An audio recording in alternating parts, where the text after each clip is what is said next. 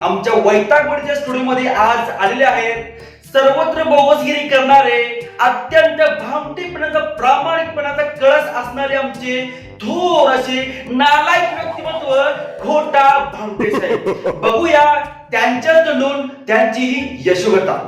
भामटे साहेब नमस्ते. नमस्कार. आमच्या या चॅनल मध्ये आपलं स्वागत आहे. नमस्कार.